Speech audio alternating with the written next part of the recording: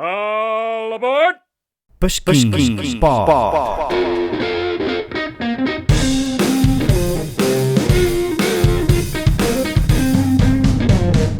O programa de podcast do Agrupamento de Escolas Gabriel Pereira de Évora.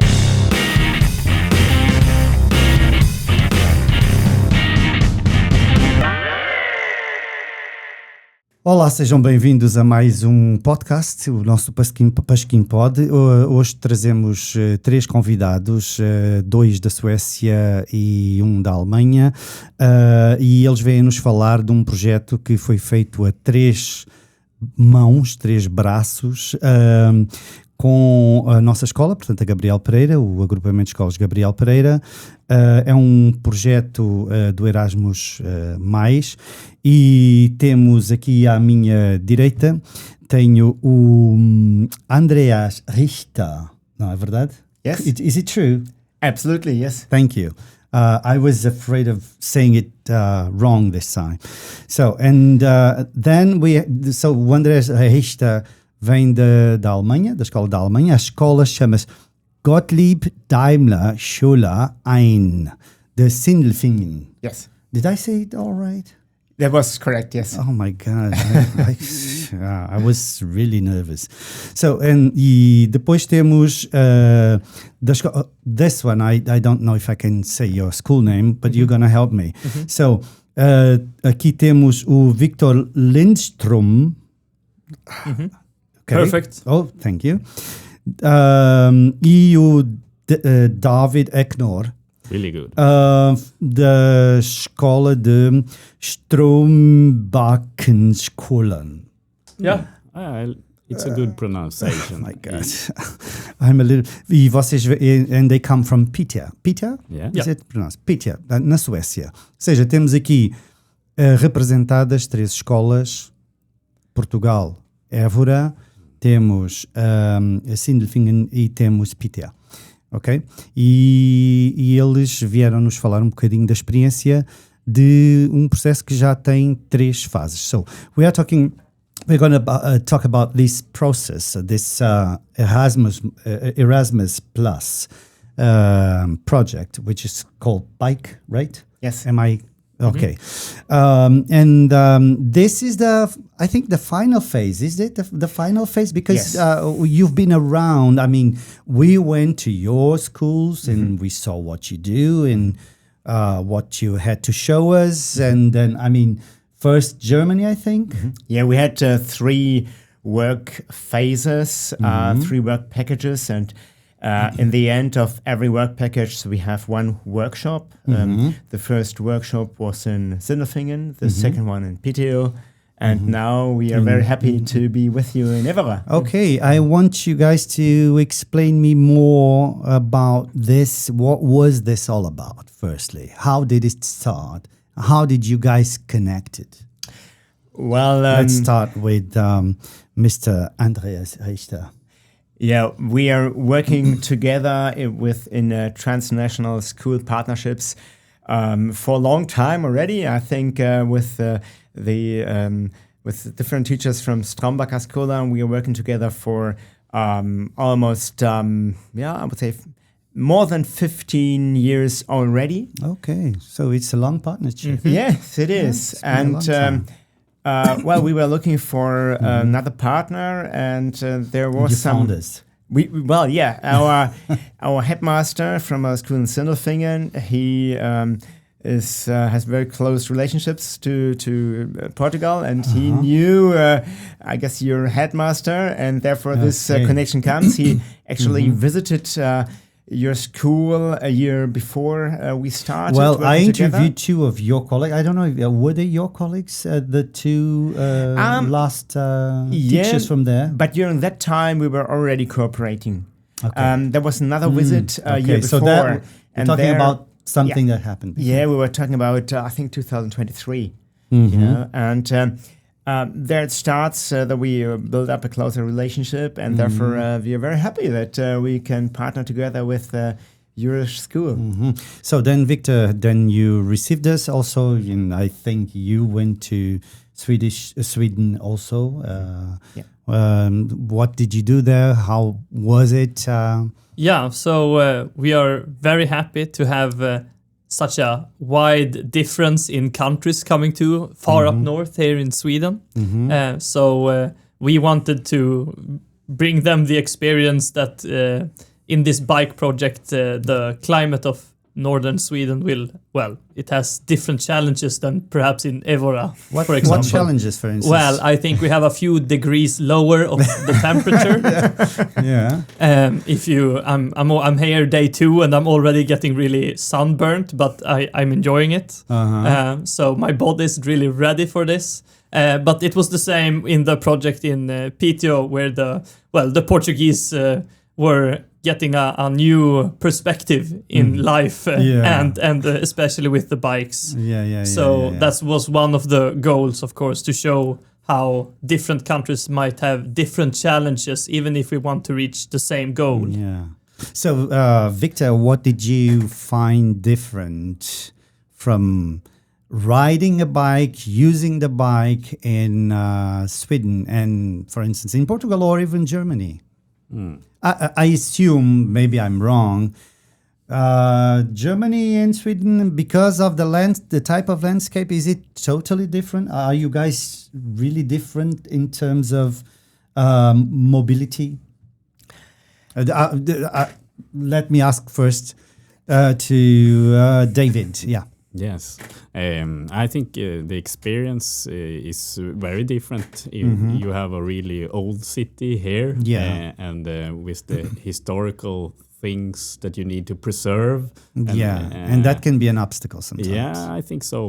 to have the mobility to move around and make smooth passes and such things. But I really remember when I picked up the Portuguese team at the airport in Sweden, and we had below 0 degrees. It was minus 25 degrees, and the students tell me, "Can I take a picture of the temperature?" We can't. They won't believe me when I come home. And how low was it? Minus 25 degrees. Minus 25. I can't even imagine. I mean. So for us, it's hard to imagine how you survive in plus 40. Well, we had 46 once here. It was actually, I was in that particular time, I had just arrived from England, and I just wanted to buy a ticket back again.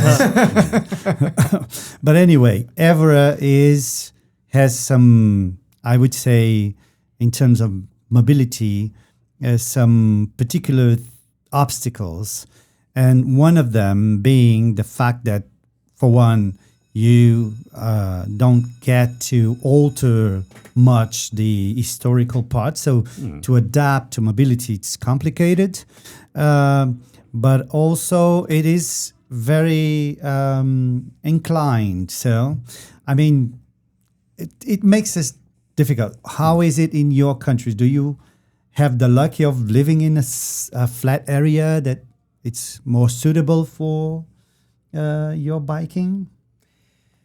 Well, or how do you adapt? Sindelfingen is in the southwest of Germany, and the countryside is rather a little bit hilly, so there are lots of ups and downs. But it's not too bad, and I think if someone wants to bike, he can do it. I think the most differences you asked before between Sweden and between Piteå and Sindelfingen. I think the biggest difference is that Sindelfingen is much denser populated, the area around Sindelfingen, as it is in Piteå. That makes a big difference. And we do have some cycling. We have a reasonable cycling infrastructure in Sindelfingen. Are people in I mean, both Sindelfingen and Piteå prone to ride the bike? I mean, people use the bike on their daily life. If we compare to what we see in Evora, for example, it's I can probably count on my 2 hands how many bikes I've seen in the city. Yeah. And so it's a very different, what Andreas said, the main obstacle we have, because we're, in a way, sadly, as a history teacher, it's unfortunate, but as a urban planner, it's very fortunate. We have almost no, we have a lot of space and we have no people living on it. Okay. So it's very easy to make huge infrastructure projects that are very bicycle friendly. But like Andreas was saying, our main problem is the distances. So our people in where we come from, it's very decentralized.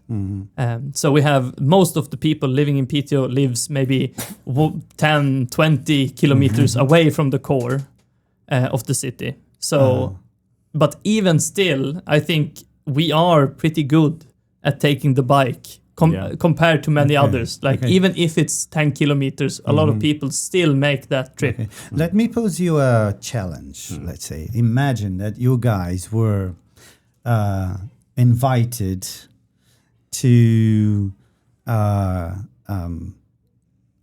make Évora more suitable for biking. What would you do? Maybe you wouldn't. Yeah. Well, yeah, I don't know. I mean, I'm ready to get a I complaints. I'm pretending to be a real politician here. Okay. You do the politician. But I think that it's I haven't seen any in the central city. I haven't seen any dedicated bike lanes. I mean, so this would be at least 1 or 2 dedicated bike lanes that would cut through the city. We're starting to have around the city. And that's a great bonus. We were biking on that yesterday. Yeah. Okay. So it felt a lot better than when we didn't bike on it, when we were forced to go between the cars and the cobblestones and everything. So it was a clear improvement. So that would be like the simplest thing, but I, of course, have a huge respect for the history, so I wouldn't... The easy answer would be for me to actually remake parts of the city. But if we can't do that, because we should be protecting the heritage, then I think the simplest answer is to make it even more impossible for the cars. Okay. Yeah. Well, people can always... Because the distances in Évora are not that far. No. So people can walk also. Yeah. Actually, I agree to the second answer from Viktor. I think you don't agree. I do agree to the second answer, not the first one. Like I think that the old town with its narrow roads will fit to cycling very well. You just have to make sure that you don't have traffic coming from the front. That means if you have one-way roads, then cycling is totally safe. I actually, and if you reduce, for example, car traffic, like car speed, then it will be even safer. And as there isn't a lot of traffic anyway, I think it is rather safe, and it can be. You shouldn't change anything on the city, but rather on the car traffic, and then it's perfect for cycling. Yeah, because I think in Évora the car traffic could be reduced in like maybe 80%. Yeah, it's because the center of the city, I mean, inside the walls, it's really small. Yes. Yeah. So you can do anything walking or even biking, but you don't need to put a car in a 90 centimeters wide street. You don't need that. So and this street is not going to change, so it's not possible to do any changes, to make any changes. Luckily, because it's so beautiful. Oh, thank you. So since you just mentioned the fact that our city is beautiful, I'm sure your cities are also very beautiful. No, definitely not as much as Évora, not at all. Oh my God. But so I will fill in on the fact that I think it will be even more attractive for us as a tourist to come here if there were no cars in the old behind the walls. I think that would be a lot of people here are in favor of that idea. It's not new. It's not a new idea. No. It's actually something that even politicians have been thinking of. I mean, you could just have those necessary cars for transporting merchandise and do businesses, but the rest is not. I don't think it's needed. So I think you got a point there. And yesterday we experienced that the firefighters and the ambulance had a practice of an earthquake, and I think in terms of safety, it's really nice to have clear zones, so the right people can enter. Because now I think sometimes my experience is that paths can be blocked, and sudden objects appears. So it's I'm not used to have that kind of experience in the center of a city, and the trends in cities in Sweden at least is to really lower traffic in the center. Yeah. I think I saw. I'm not sure. I didn't visit, but in Berlin, it says something. Not many traffic in the center area.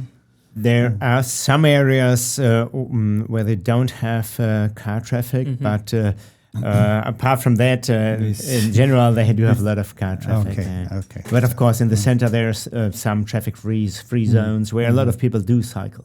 Oh yeah, that's what I heard. Anyway, you are here, and tell me, what do you think about the school now? Your first impressions of our school. Well, I'm totally stunned by the Don't be. work the art students do. They are just. I've never ever seen portraits of this quality. It's amazing. It's just amazing. Yeah, the art students and the art teachers. They work really, really incredibly well. Incredible. Yeah. And what about you? What did you think about the school? Is it totally different from your school? I think what me and David reacted on the strongest first reaction we had was that we come from a place where it should be efficient and it should be very modern and structured in a way to protect from the cold. And this place is open in a way that you can't have that in Sweden. So it's the structures. It's closed. It's like a box. And you have boxes here as well, of course, but they are a lot more open and sometimes fluid or inviting in a way that allows for movement. I'm going to tell you that the first project of this school, before it got restructured, so when I came here, we were teaching on the old buildings, and it was the project was adopted from Finland, I think. Finland, imagine. And they even had the places where you could put the snow skates, the snow, before you go in. The racket. The racket, So it was quite a nonsensical way of doing architecture in a southern country. So it was terrible. But now it got much better. Because it was really hot. It was terrible. So I'm really happy to having you here. Guys, I don't know if you want to say any last words. Well, I would like to thank our hosts here in Evera for the very nice welcome, for hosting us here and organizing a great agenda. It's been a pleasure. It's been a pleasure having you here. You are great guys. Your students are amazing. We've been enjoying your company these days, and I hope you keep on the good life while you're here. I mean, take a little bit of Portugal. Would you? I think a lot of the students and us, when we come here, we are always looking forward to the weather. That's how we're obsessed with it. But it's when we are here, It's a lot more important the people. The people. Yeah. That has been the most impressive part. The weather I've been expecting. Yeah, I've been told because I didn't visit your country, but my colleagues, they were really welcomed in your countries, and we need to keep on doing this kind of things. Yeah. I need to visit you. I need to go there also. Yes. Yeah, you're always invited. Yeah, not to work. Not to work. Just to bike. We will set up a podcast for you. Oh, thank you very much. Thank you very much. And I really would like to add that it's inspiring to meet other teachers that have the same subjects, that you get a lot of ideas. And we saw the students now presenting their final projects and how to really adapt their theoretical knowledge and their practical knowledge to combined projects like that. It's inspiring to see, and just to maybe take some small things and put together and make Portugal a little bit closer to Piteå. Yeah, let's do that. David, Viktor, and Andreas Richter. I like to say the same, Adam. Thank you very much for being here. Thank you. Thank you. Hope My to pleasure. see you soon. Obrigado. Obrigado. Obrigado. Obrigado.